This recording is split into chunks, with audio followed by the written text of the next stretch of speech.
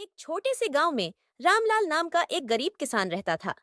वह ईमानदार और परिश्रमी व्यक्ति था, लेकिन उसके पास खेती के लिए केवल एक छोटा सा खेत था। उस खेत की उर्वरता कम होने के कारण वह बड़ी मुश्किल से अपने परिवार का पेट पाल पाता था। रामलाल के परिवार में उसकी पत्नी, दो छोटे बच्चे और एक बूढ़ी माँ थी। रामलाल रोज सूरज उगने से पहले उठता और खेत पर काम करने चला जाता। उसके पास खेती के लिए बैल भी नहीं थे, इसलिए वह खुद हल चलाता। मिट्टी पथरीली थी और बारिश भी अनियमित होती थी। कई बार सूखा पड़ने से फसलें बर्बाद हो जाती थीं और कभी-कभी बाढ़ उसकी मेहनत पर पानी फेर देती थी। इन सब के बावजूद रामलाल उम्मीद नहीं छोड़ता था। गांव के बड़े किसान और साहूकार अमीर थे।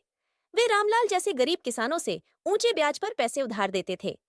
एक बार फसल खराब हो जाने पर रामलाल को मजबूरी में साहूकार से पैसे उधार लेने पड़े। साहूकार ने शर्त रखी कि अगर रामलाल समय पर पैसे नहीं लौटा पाया तो उसका छोटा सा खेत साहूकार के कब्जे में चला जाएगा। रामलाल ने भारी मन से यह शर्त मान ली, क्योंकि उसके पास और कोई रास्ता नहीं था। रामलाल ने इस बार फसल के लिए रात दिन मेहनत की। उसने अच्छी बीज और खाद का इंतजाम किया और भगवान से प्रार्थना करता रहा कि इस बार फसल अच्छी हो। उसकी मेहनत रंग लाई और फसल शानदार हुई।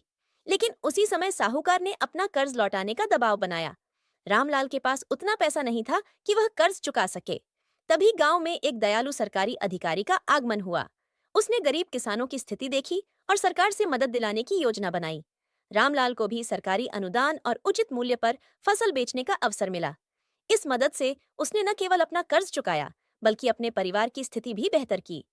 इस घटना ने रामलाल को सिखाया कि मेहनत और ईमानदारी के साथ सही सहायता और मार्गदर्शन मिलने पर मुश्किल से मुश्किल परिस्थिति से भी उबरा जा सकता है। अब रामलाल न केवल अपने खेत को सुधार रहा है, बल्कि गांव के अन्य गरीब किसानों की मदद के लिए भी तत्पर रहता है।